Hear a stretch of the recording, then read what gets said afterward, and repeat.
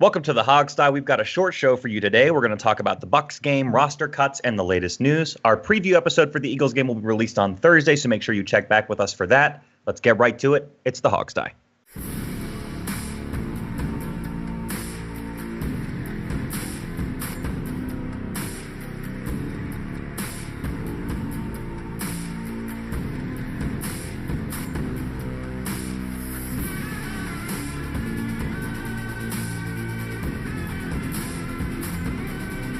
By fans, for fans, the Hogstye. And now, here's your host, Sean Conti. All right, fellas, here we are. We finally come through it. Preseason is over. Redskins sit at 2-2. Let's do this today. I'm Sean. The crew's here. Alex, how you doing, man? Well, I'm all right. We have a leak in my office, so the Hogstye is leaking. We're like WikiLeaks here over in this part of the world. We've got a leak. I suspect Jamal. All right. I'm not guilty. How you doing, Jamal? I'm doing all right. Like you guys know, I've been going through the same past couple weeks, but things are getting a little bit better on my end. Good. So let's just hear you're doing better. Yeah, thanks. I can't complain, man. I'm doing all right. Well, good. We're gonna need you for this season. And Steve, are you still above water there in Houston? Yeah, I'm still above water. I'm personally doing okay. Remember, for those of you out there who are interested, there's still the post on our website that will point you in the right direction for fundraising for Hurricane Harvey recovery, because the storm has passed, but it is just it's only begun down here in Texas in terms of cleanup and repair. It's going to be billions of dollars in probably years. So please help. Yep, and another hurricane on the way already. Luckily that for one you, that's going to hit us. That's not. Yeah. That might actually interfere with the game. I didn't think about that, but timing-wise, that's going to be very close. The NFL, I don't believe, has ever postponed a regular season game. Not for a hurricane? For any reason. But if it's not lightning, then they plan. Even lightning, though. Yeah. I mean, when was the last time they... Oh, yeah, no. I meant to say, not postponed, but they'll shut it down for a few hours, I think. Right. So, hopefully it misses us, but, just, can't put this out my head. But, fingers crossed. If you, by the way, folks, if you donate to the hurricane relief efforts in the Hogstye's name, you send us proof of that, give you a T-shirt. There you go.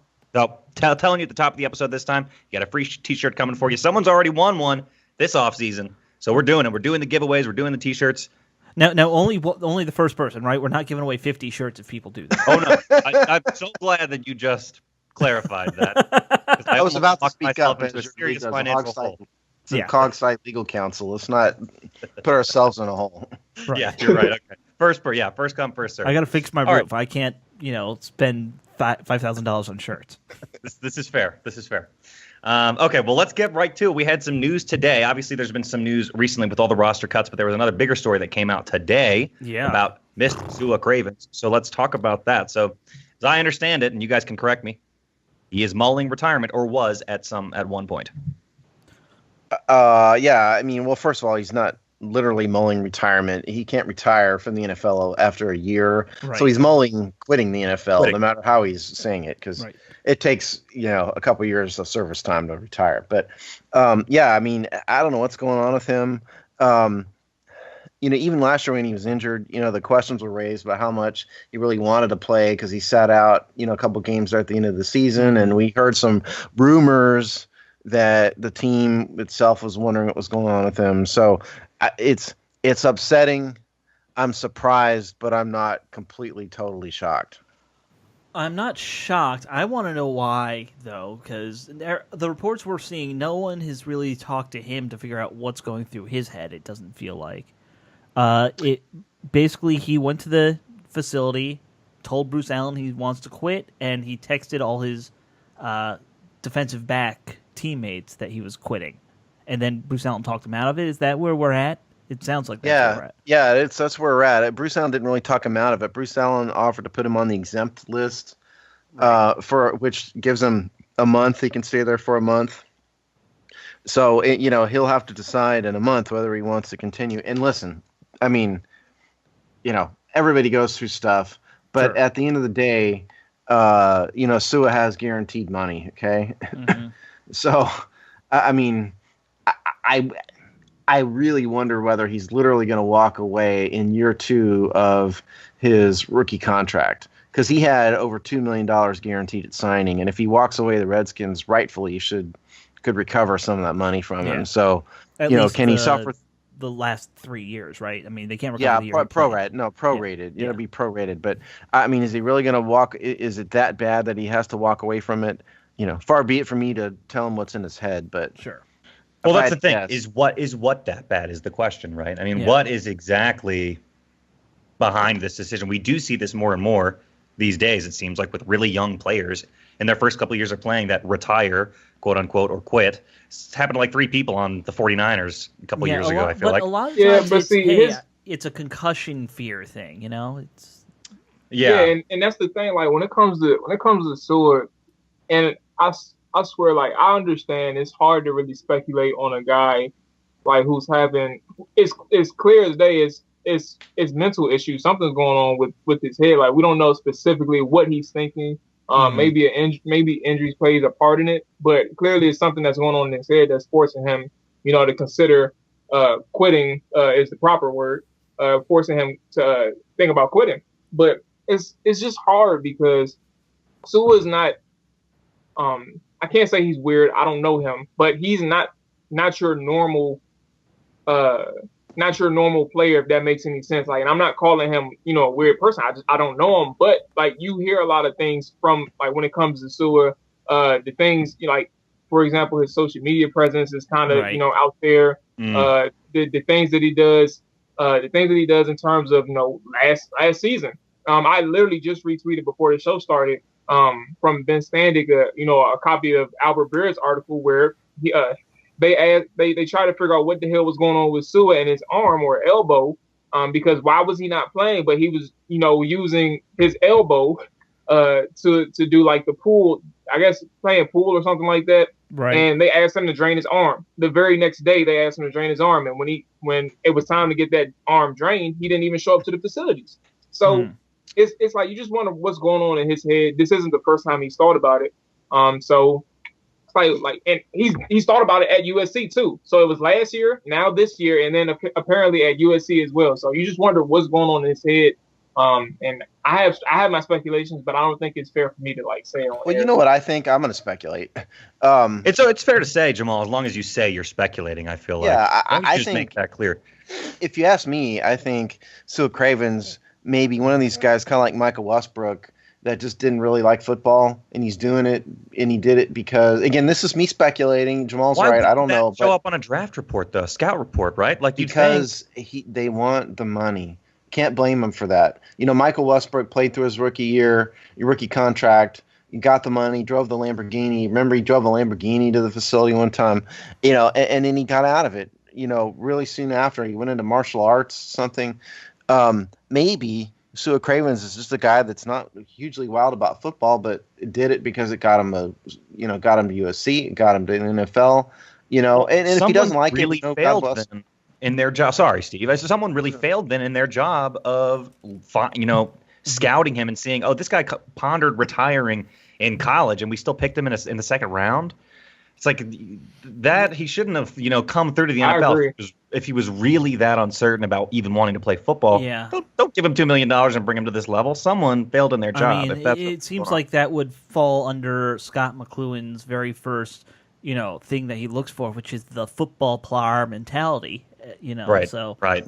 Like, I mean, it doesn't mean he can't lie in it. He could lie, but that's why you have scouts. They need to. To talk to the coaches, to talk to friends, and that hard, knows the grindstone scouting should have picked that up. And that's the thing. Like, if this happened at USC, he contemplating quitting. But how is that not popping up on the scouting report? Like, are they really going to come to the conclusion that he's past that and he's worth taking that high in the draft? I just don't. I don't think it makes a lot of sense. Regardless, I do think somebody would have took him that high regardless. But I'm just saying, like, even if that's the case, like, can you say for certain that it wouldn't have happened anywhere else? I think it would have. think the same thing would have happened. Like I think somebody should have done their homework.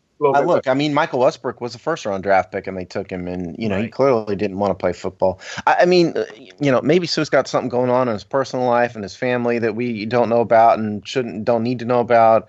I mean, don't know. I mean, to me, the question, if he's gone, is what do we do going forward for the strong safety position? Sure. Right now it's going to be DeShazer Everett. Is he going to be good enough to be a full-time, long-term starter? I don't personally know. I don't think we've really seen him in the role long enough to know. No. I think they're going to sign another safety. I mean, the plan was to have 5 safeties. So at one point, it was. Yeah, maybe this is good news for somebody like Fish Smithson, who they cut, who everybody kind of liked. Somebody else maybe, but they're going to make a roster. What Steve is saying, folks, is I mean, expect inconsistent safety play. It sounds like same inconsistent safety play you've had the whole time you followed this team. Right. Yeah.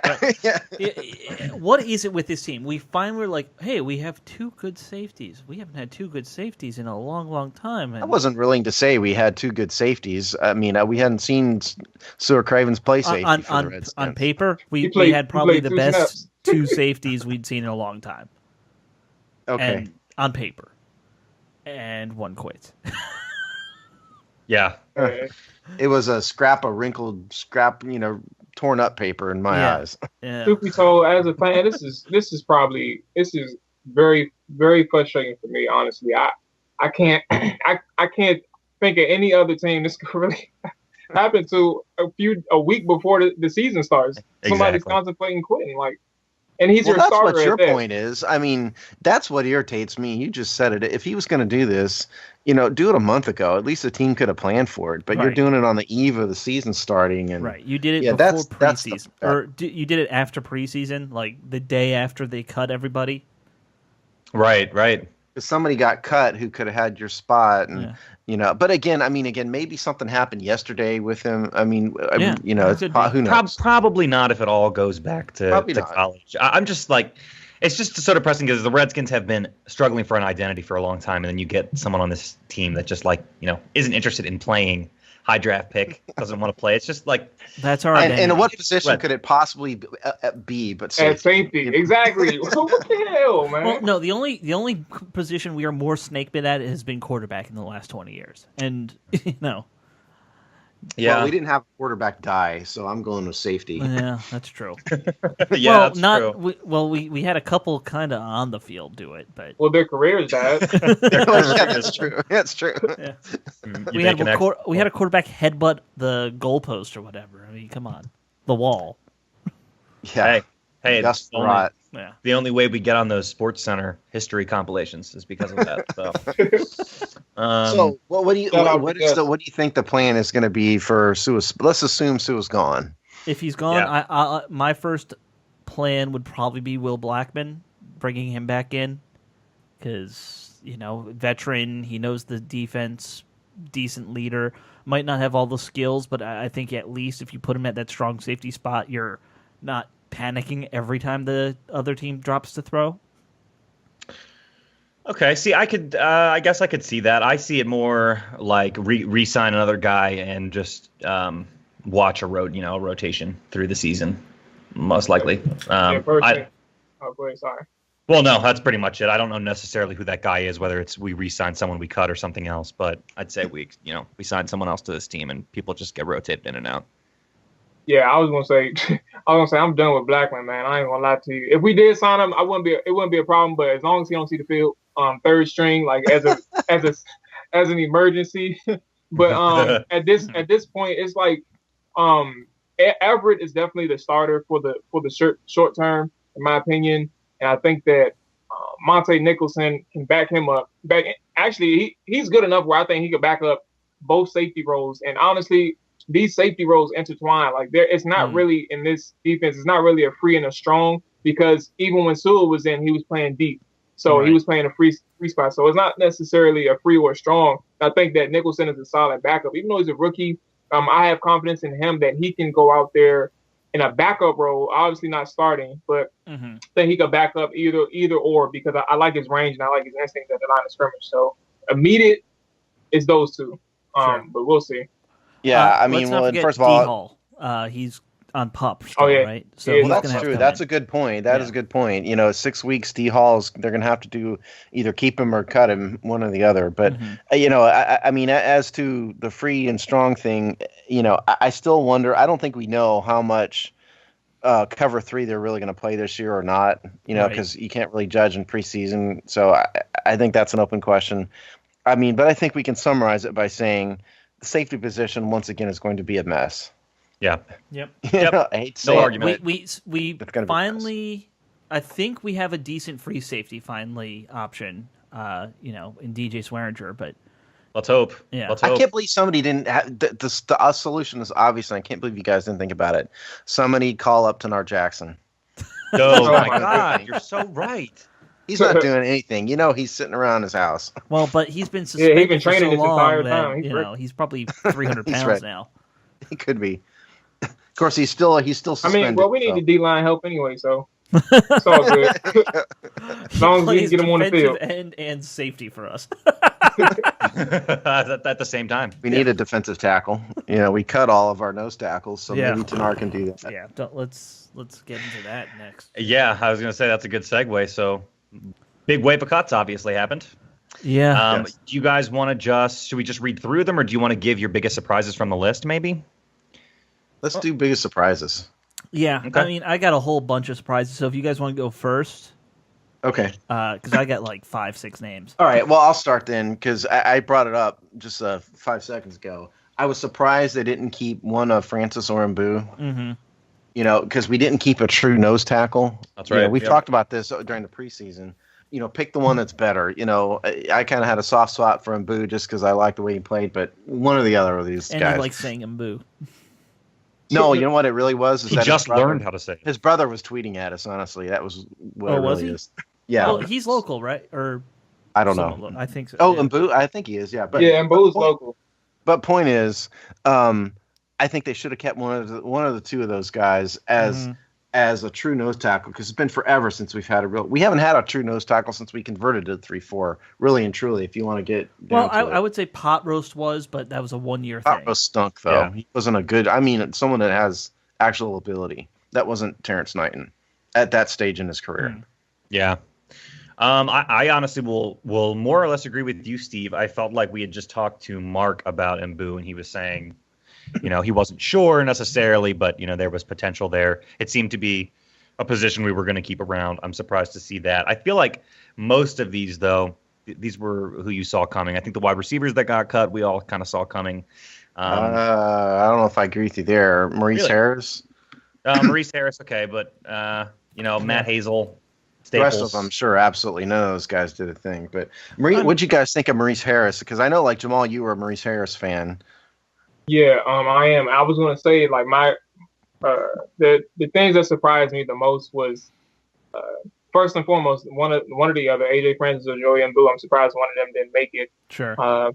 That's one of the things. And then, secondly, but then on top of that, before I even get into that, I think because of the fact that they cross-train at defensive line, so many different positions, I would think that they will have McGee at nose at this point if somebody needed to play nose. I mean, he's the biggest guy on the line, right? Yeah. So yeah. And then and I hope they don't keep trying this Ziggy Hood thing at nose. I mean, even though he's played it, he knows how to play it. I don't think he's going to play it more effectively than McGee for obvious reasons. Yeah, I'm with you there.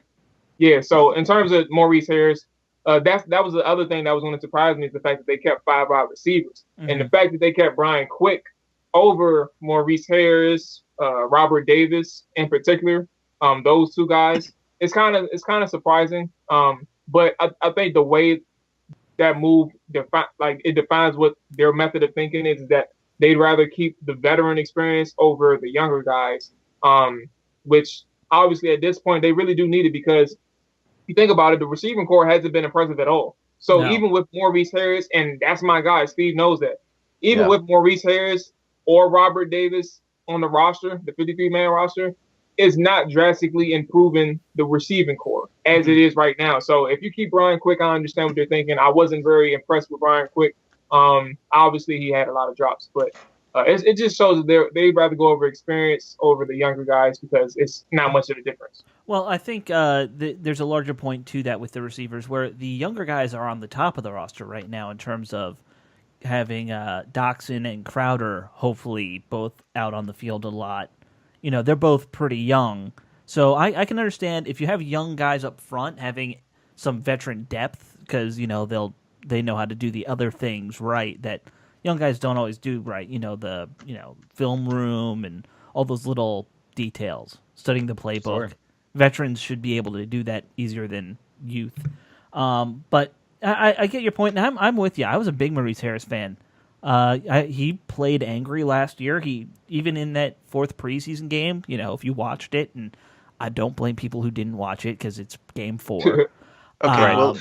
Harris, when he had like 2 or 3 catches, he was headbutting people to get an extra yard. It looked like at times, Yeah. Okay.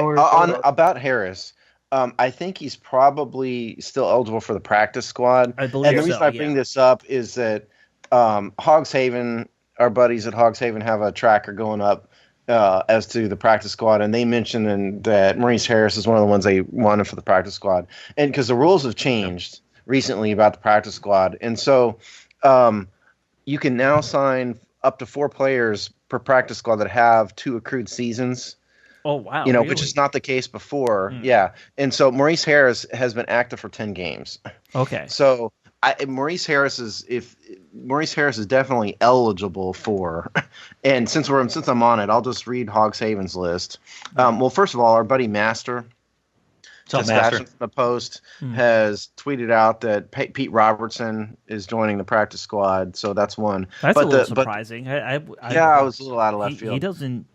He didn't really register that much. Maybe he didn't practice, and that may be the same for Brian Quick. Maybe he registered in practice. But the players that Hogs Haven listed as practice squad, the ones they want are Sudfeld, Brandon Banks, Maurice Harris, Pete Robertson, Lucas Crowley, Fish Smithson, Robert Davis, and Mansa Garner, the tight end. So, I don't know where Hogs Haven got that, but that's the source. That sounds like a personal list for them. It might be. Yeah. It might be. But point is, sure. Harris may be eligible for the practice squad, and I think we're going to see a couple wide receivers since they did only keep 5. Mm-hmm. Yeah, I think you got to keep probably 2 now because you get 10 guys on the practice squad, so why not?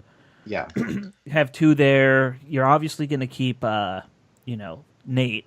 By the way, were you guys surprised that we went with 2 quarterbacks in the end? I know that became a very popular topic last week. I wasn't because the reason a little bit. We have Terrell Pryor. If the worst happens, Kurt gets hurt, Colt gets hurt, Terrell Pryor is a better quarterback than Nate Sudfeld. Probably. He can do the dual threat thing. Not probably. I mean, he started in the NFL for the Raiders. Granted, it didn't work out. But, if you had to trust the team in an emergency to Terrell Pryor or Nate Sudfeld, who are you going to pick? I'd pick Terrell Pryor. The only catch then you're losing a good receiver. I'm not even... I wasn't even considering him as a quarterback, honestly. He's obviously the emergency quarterback. Yeah, they don't need to address the third one. They don't need to because they have him. Especially if Nate doesn't. He hasn't even addressed all of 2016, so it was really no purpose in keeping him. He was on the bench every game. So, Alex, did you do your surprise cut? I can't remember. You guys covered a couple of them. Obviously, I think everyone's a little disappointed about Nika Marlee not making it, all like the fanboys, but at the same time, it's not a shock because we kind of saw that coming. We kind of pointed that out. Everyone's like, he's great. He's going to be that preseason superstar that doesn't make the team. Everyone knew it. Right. Yeah. Exactly. Like I said, I was kind of surprised Blackmon didn't make it. I thought they would want to keep him for the veteran stuff, and he's a really good special teams guy, but you know what? They've got 3 or 4 guys who can replace him in that role, so not a total shock. He was $1 million cap hit, too. Yeah. Breaking news. Sorry, I didn't mean to cut you off. No. Go ahead. Maurice got signed to... it's a podcast. It'll come out later, but Maurice got signed to the practice squad as y'all were talking. So what team was it? Maurice Harris. Practice squad? Yeah, we signed him back to the practice. All right. Okay. Well, one guy who... All right, so this is one that you guys probably didn't notice, but I picked up on it because I thought he was really impressive every time I watched practices, and that was Zach Virgil. I think, he was that big linebacker, like 280-pound outside linebacker, who I thought would have been an interesting thing to kind of keep around for kind of like a dime situation. You could put him at end, but, it doesn't totally shock me they didn't keep him. But he was one guy I was kind of watching.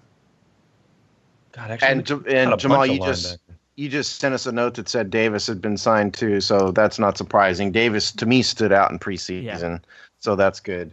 On Zach Virgil, he always had a tough road to hoe on the outside linebackers, right? To make the 53 because we just drafted Anderson, right. Gillette, Kerrigan, Smith, and and I guess you could maybe call Chris Carter an outside linebacker. I have him listed as an end, but so it's not surprising he got cut. Yeah. I hear what you're saying, but that was a tough position group to crack. Oh yeah. Here's the thing. He at, like I said, 275 or 280.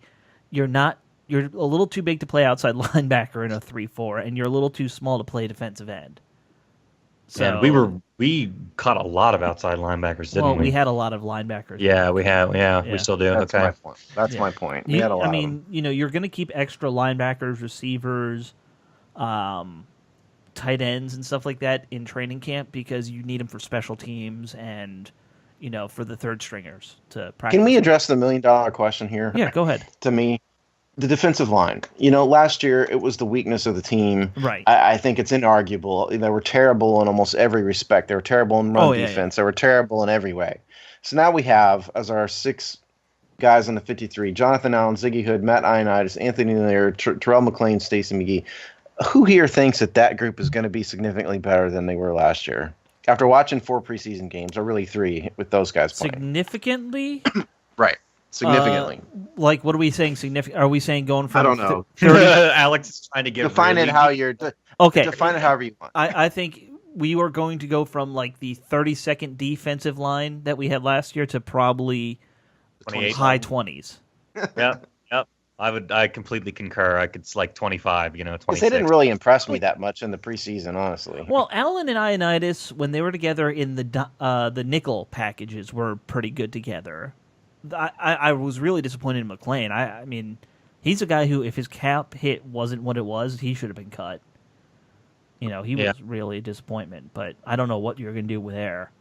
McGee, I think, will be okay. I think he, we were saying we don't have a nose tackle. He will probably take on that job in those run-stopping situations in the traditional 3-down lineman look. So hopefully he can at least be decent there. But, yeah, we don't have enough depth. I don't like Ziggy Hood at all. I don't know why he's still here. He's a jag. Yeah. I think the depth is fine. I think the quality of the players is the issue. Like you just talked about Ziggy. I think Ziggy, he's definitely, like, last year was a surprise because I didn't expect him to play as well, but that's also not me saying he played really well. He played decent. He played decent last year. This preseason to this point, it wasn't like, again, the same thing. He wasn't great. He wasn't a standout player, but he was active. Doesn't mean he's a solid player. He is the elder statesman now because he's the oldest on the team, but he's also only just 30. But I think the defensive line, it will go as good as Jonathan Allen makes it. Sure. Because he's the best player on the defensive line, and you can have a havoc week on the defensive line and make a average outside of Jonathan Allen. You can make an average or below average defensive line look decent or solid. So I think it comes down to Jonathan Allen and the edge setters, which would be Ryan Anderson, Ryan Kerrigan, and Preston Smith. Really, Anderson's still hurt, by the way. I mean, that stinger of his is still keeping him. Yeah, they say he stop calling it a stinger. That's not a stinger. They said he practiced today though, full speed. So sure. That's a step in the right direction. We don't know what it's going to be like later. Think Jamal is exactly right about the defensive line. I completely endorse everything he said.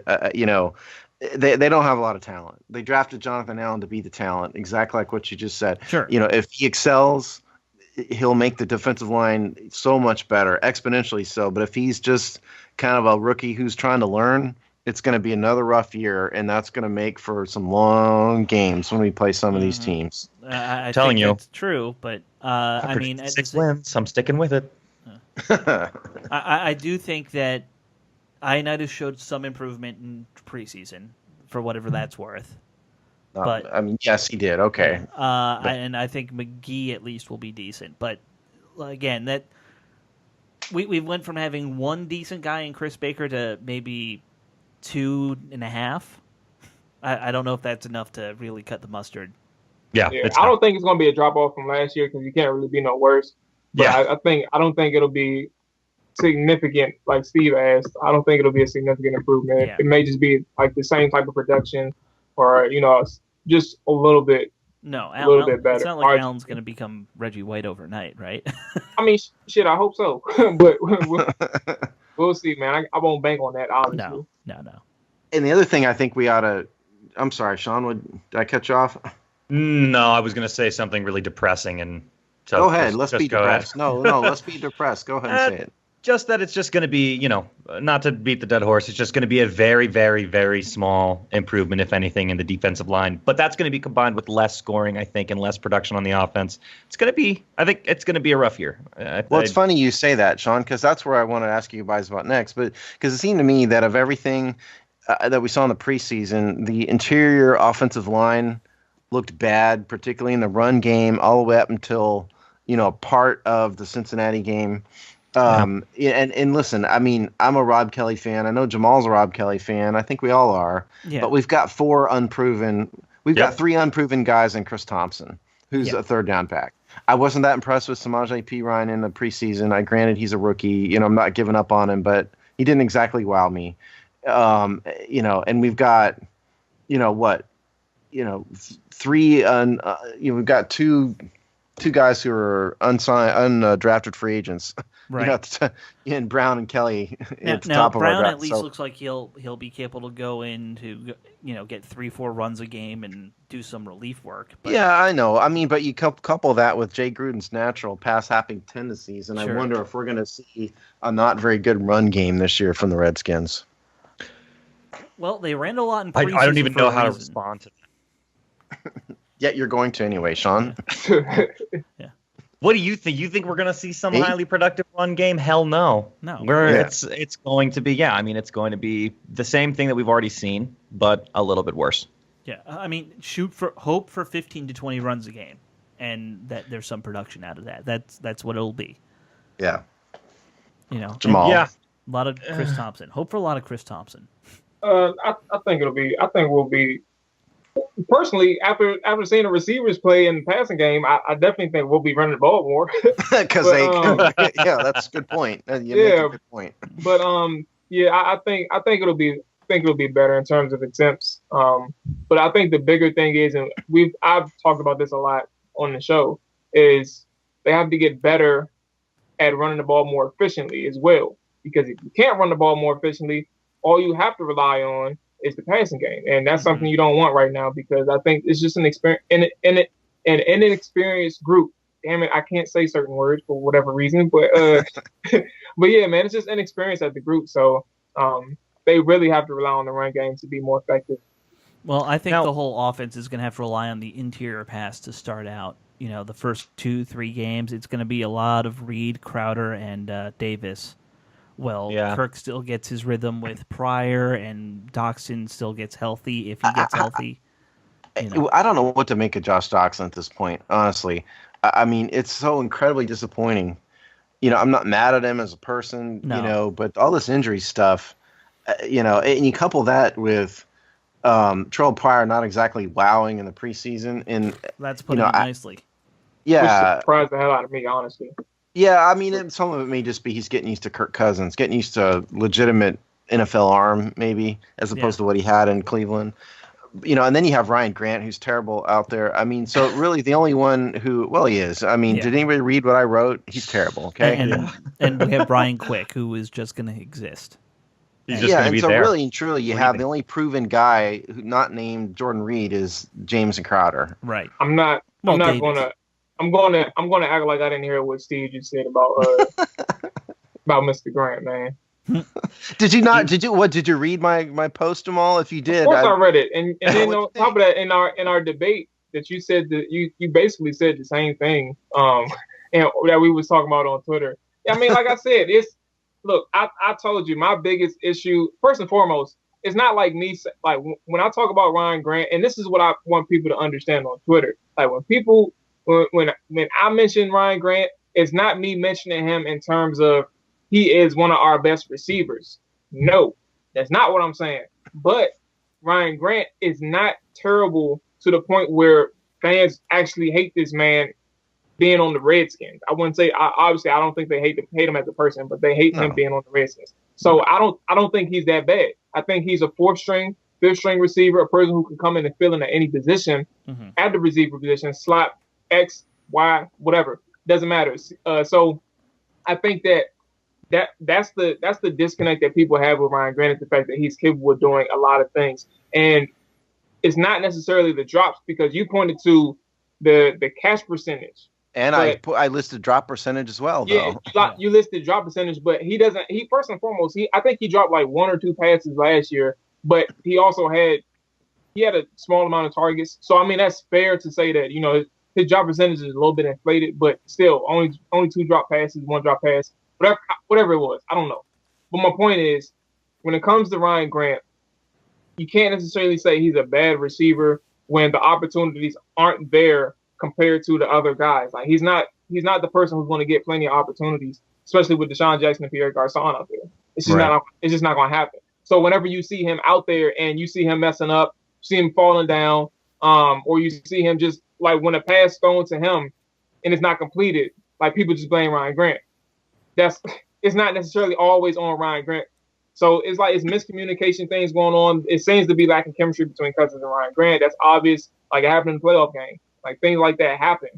And I think they need time to gel for him to be acquainted with, Kirk Cousins.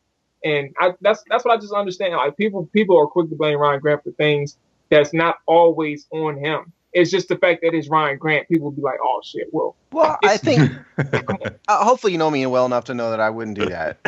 And oddly enough, I agree with you to a certain extent. I agree with you that, when you say, is he a 4th, 5th string wide receiver? Yeah, he's certainly good enough to do that. And his drop percentage was 3.9% on a career, and 76 targets, 3.9%. Which my point in that article was that if you throw those 76 targets into 1 year into 2016, he's still in like the bottom third. Okay, yeah. So I just think he's.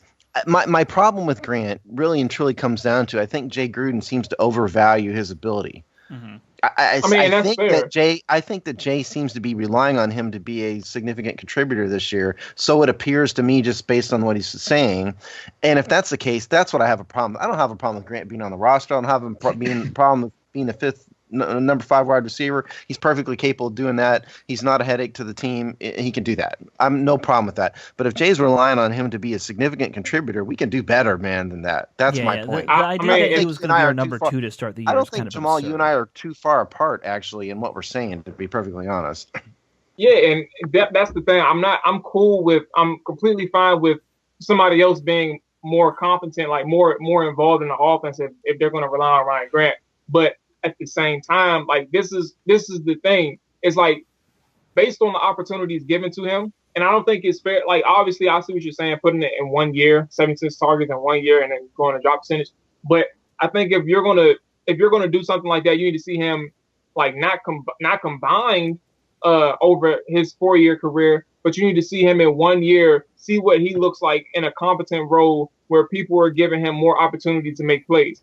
And I think the issue is people don't really give him credit for the things that he does do, not in terms of blocking, not in terms of special teams. I'm pretty sure he plays them. So I'm not talking about that, but I'm just saying simply, if you see him, and I understand what people are saying, like people are tired of seeing about hearing him in practice. But at the same time, he's made plays in the game too. And people don't like to give him credit for that either, because it's like, it's not, it doesn't fit their agenda. For example, Terrell Pryor, this entire preseason has done nothing but drop passes. And that's just something you don't want. Ryan Grant has dropped 1 pass as well. And I'm not going to exclude that. But when you see Ryan Grant on a 3rd and 10 have a breaking in route at the line, at the first down marker, catches the pass and takes a big hit and still completes the pass. There's no credit given to him for that. Are you talking about the play that he was a yard short on? The one he was a yard short on? No, the other one. Against Baltimore, the very first game. Not the game against the Packers, I believe, or the Bengals, whatever one it was. Yeah. Not that. But the game against Baltimore, the very first preseason game. There's no respect for Ryan Grant from the fan base because it doesn't fit their agenda. I don't know exactly everybody out there that hates Ryan Grant, but I have Skins fans on my timeline. I did not see one person go out to bat for Ryan Grant. I did for that specific reason. There's things that he does well in the passing game that he doesn't get credit for throughout these years. It hasn't been a lot, but at the same time, he's done things that people don't want to give him credit for. You say he falls down a lot. Okay, well, we talk about Maurice Harris, the interception I told you about in the Giants game. Maurice Harris fell down and it led to an interception. There's nobody that's being blamed named Maurice Harris, but it's Kirk Cousins being blamed because he missed Jamison Crowder. If Maurice Harris stays up on that play, it's a first down, and we still have the ball on that drive. But Maurice Harris fell down, and nobody said nothing. And I've never said word one about Ryan Grant falling down. To me, the thing is Ryan Grant is a below average NFL receiver, and the coaching staff seems to think he's an above average wide receiver. That's the problem I have with all this. Is he seems to be getting too much credit for what he's doing in practice. And while he has made plays, occasionally here and there, I don't think he's explosive enough. I think his hands are overrated, and I don't think he's ever going to become good enough to be a solid starter for an NFL team, at least for the Washington Redskins. I don't think so. That's the problem I have with it. I don't hate the man. I'm fine with him being on the roster. Especially since I was hoping somebody would step up out of the group we had in the preseason, but the whole group of them I thought were out mediocre. Hazel, Pascal, Laverne Jacobs, this guy Jamari Staples, who we barely saw. The only one out of all that group who stood out was Robert Davis. And he clearly has talent, but he's raw. Oh, yeah. Which he's probably going to be on the practice squad. So nobody truly stepped up. And Maurice Harris was hurt through most of the preseason, so he didn't step up. So really and truly, nobody stepped up to take Ryan Grant's job. It is, I think, a true statement to say he's one of the top 5 wide receivers of the Redskins receiver contingent this preseason. I'm fine with saying that. I'd put him at the end of the list, but I'm fine with that. See, I just can't muster much energy or passion about the dude. You guys are much more into Grant than I am. I don't mind him being on the team. I think, I don't know. I kind of agree with both of you. But I just mainly don't pay attention. I know nothing's going to depend on Grant and his abilities. Really, I don't know if Jay Gruden thinks that, though, is the problem. That's my issue. I think the bigger I think the reason people get so impassioned about the whole Ryan Grant thing is just because Jay Gruden loves him so much, and you don't see it in games. Yeah, and I understand that much, Alex and Steve. I understand that much, and that's completely fine. And I wrote an article about him this year. Like, it's time for him to step up because of those simple reasons. Like, there's a lot. You can tell the coaches believe in him. The coaches love him. His receivers coach, Jay Gruden, they love him. I kill you. So, like, it's really on Ryan Grant to come through for his coaches because they're sticking their necks out for him for a reason. Mm-hmm. And if he doesn't show up, like, it's clear as day. Like, if you really don't show up, you're going to be exactly what the fans think you are, and it's going to make the people that stood up for him look like a fool. I think we spent too much time on Ryan Grant. Man, this is going to be interesting though. To see it was a good conversation. It was a good conversation, yeah. Sure. Well, obviously we'll watch the situation. I think it's going to be interesting. Obviously, a lot of people are in that boat this year in terms of prove it. It's time to prove it, and I think that goes for the head coach too. So we might see many things happen at the end of the season for both Grant. Are you saying that Jay Gruden's on the hot seat? Is that what you're saying? I'm saying if we get 5 wins this season, hell yeah. If that happens, I think he definitely is. But anyways, okay. So we got some more things to discuss before we let folks get back to their lives here this weekend. So there was more practice squad updates we wanted to make. They're coming in live. Is that the situation? Yeah, I mean live they're coming recording. Yeah, live when we're recording. So thus far we've got Pete Robertson, Kyle Kalis, and Brandon Banks.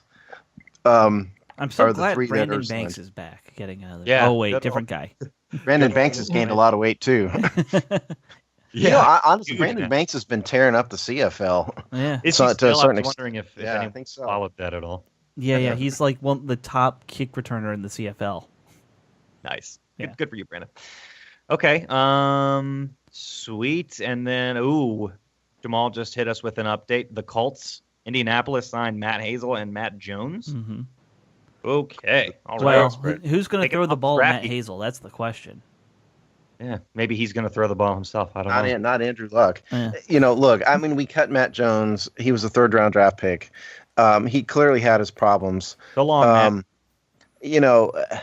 Matt Jones. Scott McLuhan cried a little when we cut Matt Jones, like in probably his so. Yeah, probably in his did. armchair that he's sitting in all the time. The thing about Matt Jones is, I think his problems are not fixable. No. Because I think it's not just the fumbles, but his entire running style is not what I think a large NFL running back needs to have, and he just doesn't seem to have the vision. And I don't think you can fix either of those, those problems. So I think that's ultimately why he's gone. I think you can tweak the running style. Like a really good running back coach could take time and it's like probably muscle a year. memory, though. He's been running like this since he was a kid. Yeah. No, it's not easy. But like we even saw with guys like Tiki Barber, little things that no one thought were fixable, they fixed over like 3 years finally, Yeah. I'm not shedding any tears of loss over Matt Jones. No. Good luck, buddy. I mean, good luck, buddy. I feel like it was a wasted draft pick. Oh, yeah. Oh, definitely. No doubt about that. Suddenly Yeah. I feel that way about Sua Cravens, and I thought that was a great pick, when I went to bed Friday. I thought I remember when we talked on this show, it was before Jamal's time here, but I remember not particularly liking the Sua Cravens pick very much because I thought he was a tweener. And I still think that. Sure, that's understandable, but at least we were getting some use out of him. Okay. Steve. Okay. What else? What else is in the docket for today, guys? We said this was going to be a short show, but we've made it a long show, anyways. We're only 45 minutes. That's not so bad. No. We are usually much worse than that. Anything else odd, of the rosters, anything else that stood out? I mean, the one thing to me, Josh Harvey Clemens and Josh Holsey both played their way onto the roster. Both of them could have gotten cut. So congrats to those guys, particularly Harvey Clemens, because he was a kind of a guy without a position when they drafted him, and the dude made plays, man. He was the one that got the pick 6 against the Bucks. Yeah. Did we even talk about the Bucks game? Did we forget to talk about that at all? I think we did. Let's talk about the Bucks game. The Redskins won. Yeah, let's talk about it for 2 seconds. Right. Yeah. I think the score was 3-0 through the third quarter. So, it was a... Nate Sudfeld had his opportunity. He could have played lights out and played his way onto the roster and forced the Redskins to keep him just because he'd shown something, but he didn't show it. He had his chance, really, and the offense looked terrible under his leadership. He didn't throw a bunch of interceptions or anything, but he didn't. But he didn't do anything. Right. I will say they finally seemed to figure out a few things in the running game in the third and fourth preseason game, but that's against when none of the starters were on the field. Yeah, against the Buccaneers scrap heap. Yeah. Exactly. Right. It didn't give me any more confidence. No, I'm not saying that. Yeah. Shit, I don't know, guys. I don't know what to say about this game. There's nothing really to say about this game. We got the Eagles coming up. Hopefully that's going to be another win before. I believe I predicted the next 3 straight losses after that. We'll hit you with it. Well, I'll say something. Like I told you guys, for the most part, I was, taking this exam or this little thing for this Bank of America thing anyway. For the most part, what I did see, Maurice Harris make his first catch, which was, encouraging because when he made the catch, he ran it like a running back, like he was really trying to make the roster. And you don't really see receivers going head up on defenders. They're more so elusive and they're trying to get out the way. But Maurice Harris lowering his shoulder, trying to get the first down, and he got it. I saw Mac Brown. I don't know why I couldn't remember his name for a minute, but Mac Brown did his thing, ran hard throughout the whole night. Didn't get, he wasn't great in terms of. I'm pretty sure he didn't have that good of a yards per carry average. You can correct me if I'm wrong. Like I said, I wasn't paying attention to the stats, but I saw Mac Brown running hard. Saw the pick 6. And I think the biggest thing is to give credit to Harvey Clemens and Holsey for the simple fact that those are 7th-round draft picks who went through a lot. You talked about Harvey Clemens already, but Holsey is a guy who had 2 ACL injuries, came back, was balling in preseason, balling in training camp, had a couple picks in training camp when I was down there. and he's capable of playing in the slot very effectively. So, shout out to him for forcing the Redskins to keep him on the roster. I'd like to give a shout out too to Stephon McClure, who was an undrafted free agent who played his way on the roster. Yeah, had that really good hit where he got in the backfield, and I think that was kind of the moment for him last game. Yeah, I mean, this team just didn't have a ton of room for undrafted free agents this year, and he certainly did it. I mean, Tyler Catalina played his way on. Congrats to him. He was an undrafted free agent.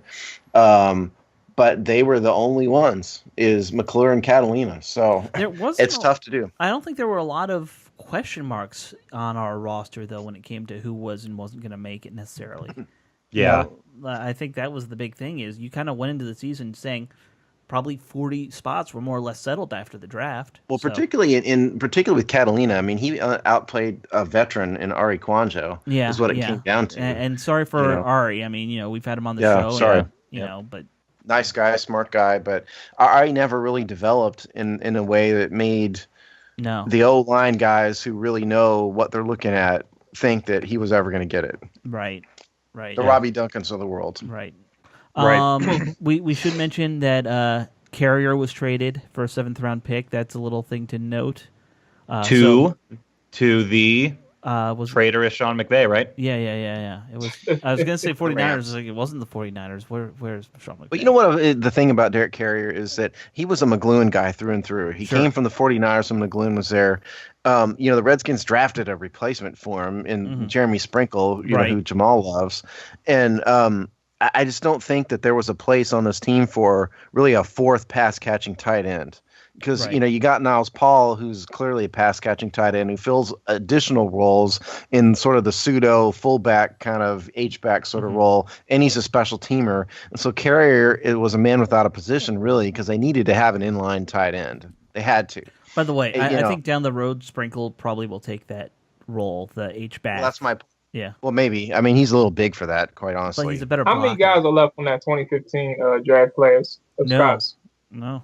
Well, you had to say that. Let me look it up real fast. I know you're doing that. I know Matt's gone. Ari's gone. Yeah. I'm really. Not Spade, but who's the guy? The dude from Boston College. The linebacker from Boston College. The linebacker from Boston College. Daniels, Stephen Daniels. Daniels. Yeah, they've gone through them pretty quick. You're right. Yeah. And even his free agents. Yeah. Well, it's. I mean, people think that Scott McGloin was the hero, of the Redskins, mainly because of the way he was treated by the team, which was shabby. But the truth of the matter is, I don't think his draft and free agent record was really any worse than Bruce Allen's, honestly. Hate to say it, but here's the list from 2015. Brandon Scherf still with us. Preston Smith still with us. Matt Jones gone. Jamison Crowder here. Kwanjo gone. Spate still with us. Kaishawn Jarrett gone. Tevin Mitchell, Evan Spencer, Austin Reeder all gone. Sure. Yeah. Well, Oh, we hit on the first one. You hit on Jamison Crowder. Yeah, that's too big. Definitely hit on Jamison Crowder. And I think the jury's out on Preston Smith and Martrell Spate both. Agreed. And Smith at least has shown he can be a decent backup for whatever. Spate can too. Spate has shown that much too. But whether or not they sign those guys, another story. Sure. So he's hit on 4 of 10. So 4 of 10. That's 40%, which not terrible, but not great when it comes to the draft. It's not terrible if it was 5 years from now. It's pretty bad considering it's 2 years from now. 2 years away, that's a fair point. But you know what? I'd rather move on from guys quickly than let them linger. That was one of those things. In a way that if Sua Cravens, knows this about himself, at least he did it now instead of playing half-hearted for 3 more years. Yeah, that's true. The one last thing I'll say about the surprise of McClure, I'm so happy he's on just so we can keep getting more Troy McClure gifs on Twitter. That's the most important thing with McClure. Such a Photoshop gif dork, Alex. I God. am. Oh, I've made a new touchdown for us to use, so look forward to that. Ooh. Fancy it's funny you say that because, Sean, you want to go over what the plan is for the show with the regular season and everything? Yeah. What do you mean? Wrap-up topic. Well, what I mean is we're going to transition to our regular season schedule after this show, and so what we're going to do here is we're going to have Thursday is going to be the Hogsty game preview show, probably in all cases, no matter when the game is. Thursday will be the game preview. Well, and then except for the Thursday night games. We probably will do those a day or two early. True, yeah, just that one maybe Wednesday or Tuesday. But for the Sunday, Monday games, it'll be Thursday. And then the game recap show will be Monday morning for certainly all of the Sunday games except maybe the Sunday night game, and then we'll have to figure out the Monday and the Thursday games. So, so that's the plan for. And they're the half show. hour from here on out. Hard 30 minutes. Let's hard stop, Alex. No, that's never gonna do. Have you ever known us to have a hard stop? You kidding me? We have to chat awkwardly for 20 minutes at the end of every episode, like we always do. Yeah. Okay, yeah. So do we want to talk about the plans for the other shows as well? Well, I can do It's Just Business. It's Just Business isn't going to change. We're going to keep doing that every other week for the time being. And if we need to do it more often, we will. But that's not going to change due to the football season. No, I think every other week is good for that. Business stories don't really just cascade as much. We had a good show this week too. The one that's about to come out. So. All right. So we plan on doing all 32 weekly. We'll try and get those out. We'll try and get those out every Thursday morning. The plan is to, do the show every Wednesday. So you guys will have a show for you all every Thursday. Talk about what we always talk about, NFL, and obviously now that the games are coming on, we'll be talking about a lot of the marquee games and storylines heading to each week. So we'll see what's going on, man. Hopefully every Wednesday. Trying to stay tuned, so we'll see what's going on. Right. Beautiful. Obviously, we're going to start up much more written content. We've got the game previews and recaps coming, courtesy of Steve and myself, starting now. So be on the lookout for those as well. Unless there's anything else, guys, I'll let the folks go. By the way, don't forget to donate to the hurricane relief efforts. Yes, please. And go ahead and do that for sure. To be a good person, do it in the Hogsty's name, and you'll get a free shirt. The first person who does it. Yes, just the first one. Thank you again for saving me from financial ruin. Right. Only free shirt for the first person. I'm trying to think. Do we want to even say like second person gets like a bumper sticker or something? What's the cheapest? Do we have bumper stickers? I don't know. Second person gets kudos and props. We'll say your name. We'll say your screen name. No. We'll give two. I'll do one. Okay, you'll do the second person. Yeah. Okay. The second person will get. The second person will get a shirt. All right, there you go. You got freaking giveaways. If we get a bunch of people, why don't we read the names of the people? If we get like 12 donors, that would be nice. We'll read your name on the show. Just Absolutely. let us know. Try to keep your screen names non-vulgar, please. I don't want to read horrible things out. Right. Okay, cool. Well, hopefully you have a great weekend. Stick with us here at the Hogsty. Check back at thehogsty.com. New content coming all the time.